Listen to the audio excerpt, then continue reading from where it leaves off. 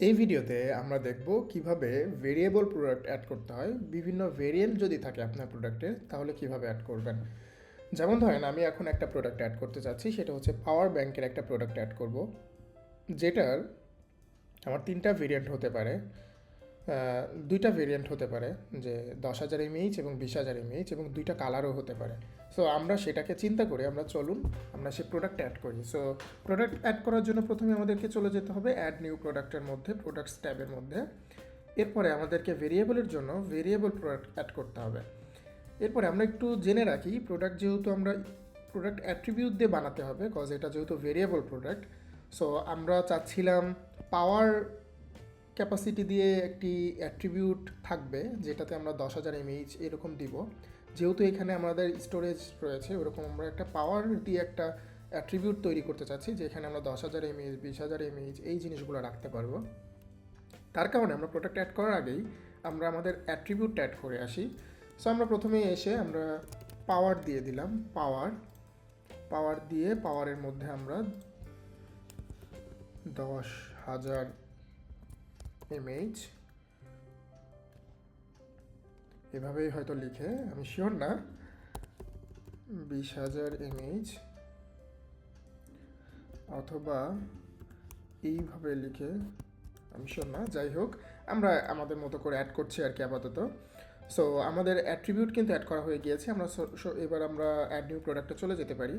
So আমরা add new প্রোডাক্টে চলে এসেছি এবং আমরা একটি নাম দিয়ে দিই, যে হচ্ছে স্লিম পাওয়ার ব্যাংক। আপনারা সুন্দর একটি নাম দিবেন, যেহেতু এসিও আপনাদেরকে করতে হবে, এসিওটাও আপনাদের মাথায় রাখতে হবে।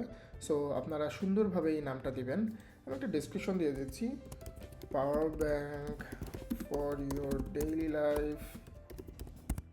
আমি এখানে কিছু ডেসক্রিপশনও দিয়ে দিচ্ছি, best power bank in Bangladesh under 200 টাকা, সামথিং আপনি যেভাবে ইচ্ছা সেভাবে দিতে পারেন। সো আমরা যেটা করব সেটা হচ্ছে, আমাদের মেইনলি যেটা করতে হবে সেটা আমাদের ভেরিয়েবল প্রোডাক্টটা সিলেক্ট করে নিতে হবে আগে। ভেরিয়েবল প্রোডাক্ট সিলেক্ট করলে আমাদের এখানে চেঞ্জ হয়ে যাবে সব কিছু। সো আমরা প্রোডাক্টের এখানে কোনো ট্যাক্স দিতে চাইলে দিতে পারি, আমরা পাওয়ার ব্যাংক একটা ট্যাক্স দিয়ে দিচ্ছি। এইবার আমরা কী কী আমাদের প্রোডাক্টের অ্যাট্রিবিউট আছে সেগুলো সিলেক্ট করে নেব। যেমন আমাদের দুইটা ভেরিয়েন্ট আছে পাওয়ারের, সেটা হচ্ছে 10,000 এমএইচ এবং 20,000 এমএইচ, এবং আমাদের প্রোডাক্টের দুইটা কালারও আছে। সেটা হচ্ছে আমাদের একটা ব্ল্যাক আছে এবং আর একটা হোয়াইট নিয়ে নিয়েছি আপনাদের বোঝানোর জন্য। সো আমাদের টোটাল 4টা ভেরিয়েন্ট হলো, একটা হচ্ছে হোয়াইটের 10,000 এমএইচ, হোয়াইটের 20,000 এমএইচ, এবং ব্ল্যাকের 10,000 এমএইচ এবং ব্ল্যাকের 20,000 এমএইচ। সো এবার আমরা সহজেই এখান থেকে জেনারেট ভেরিয়েবল দিতে পারি। ভেরিয়েশন যদি দিই, তাহলে আমাদের সিস্টেম সবগুলো অটোমেটিক জেনারেট করে দেবে। আমাদের যে 4টা ভেরিয়েন্ট আছে সেগুলো আমরা ম্যানুয়ালিও করতে পারি, বাট ম্যানুয়ালি করাটা অনেক বেশি হ্যাসেল, সেই জন্য আমরা জেনারেট করে নিব। এরপরে আমরা সবগুলোর জন্য যদি সেম প্রাইস থাকে, তাহলে এখান থেকে আমরা সরাসরি সবগুলোর সেম প্রাইস দিয়ে দিতে পারি। ধরেন সবগুলোই আমি 2300 টাকা দিয়ে সেল প্রাইস রাখতেছি। আমি এটাকে ক্লিক করলে আমরা ওটা এডিট করতে পারবো। আমরা সেল প্রাইসও একটা সেট করে দিই, যে হচ্ছে আমরা 1999 টাকায় এটাকে সেল করতে যাচ্ছি। সো আমাদের কিন্তু সবগুলোর সেল প্রাইস এবং প্রাইস বসে গিয়েছে। সো আপনি যদি চান যে ইন্ডিভিজুয়াল কোনো একটার ম্যানেজ স্টক করবেন, আপনি কিন্তু সেটাও পারেন। মনে করেন যে আমি 10,000 এমএইচের ব্ল্যাকটার আমার কোনো স্টক নেই, সো আমি এটাকে 0 করে রাখলাম, এবং আপনি চাইলে এগুলোরও ম্যানেজ স্টক করতে পারেন। আমি এটাকে ম্যানেজ স্টক করে দিচ্ছি এবং এটাকে 5 করে দিচ্ছি, আর এই দুইটার আমি ম্যানেজ স্টক করছি না।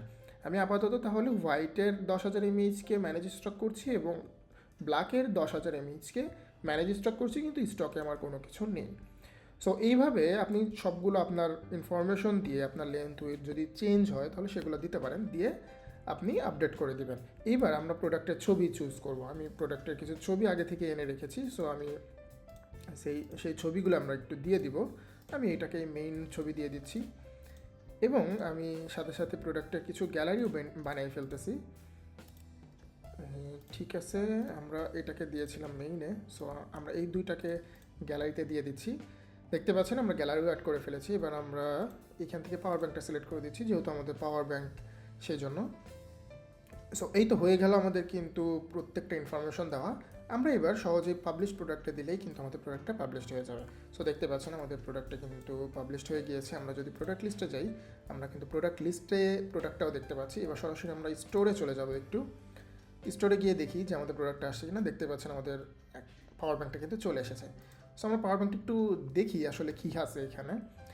দেখতে পাচ্ছেন আমরা কিন্তু পাওয়ার এবং কালার দুইটা ভেরিয়েন্ট দিয়েছিলাম। সো দুইটা জিনিস এখানে রয়েছে, এবং আমরা কিন্তু একটা জিনিসের ম্যানেজ স্টক দিয়েছিলাম কিন্তু স্টক জিরো দিয়েছিলাম। তো সেটা কিন্তু ইউজার কিনতে পারবে না, কাস্টমার কিনতে পারবে না। সো আমরা যদি এটাকে চুজ করি, এটা কিন্তু ইন স্টক আছে, আমরা এটাকে ম্যানেজ স্টক দিয়েছিলাম, এটাতে যদি দিই তাহলে এটাতে ম্যানেজ স্টক যেহেতু নাই সেটা দেখাচ্ছে না আমাদেরকে। এটার ব্ল্যাকটাও ভেরিয়েন্ট অ্যাভেলেবল, কিন্তু আমরা যদি 10,000টা দেই আউট অফ স্টক, কজ আমরা কী করেছিলাম, জিরো করে দিয়েছিলাম। এক্স্যাক্টলি। সো এভাবে আপনি কিন্তু সুন্দর করে আপনার যত ভেরিয়েন্ট প্রোডাক্ট আছে সব কিছুই অ্যাড করে ফেলতে পারেন খুব সহজে, এবং খুব সুন্দরভাবে ম্যানেজ করে ফেলতে পারেন আপনার সকল প্রোডাক্ট। ধন্যবাদ।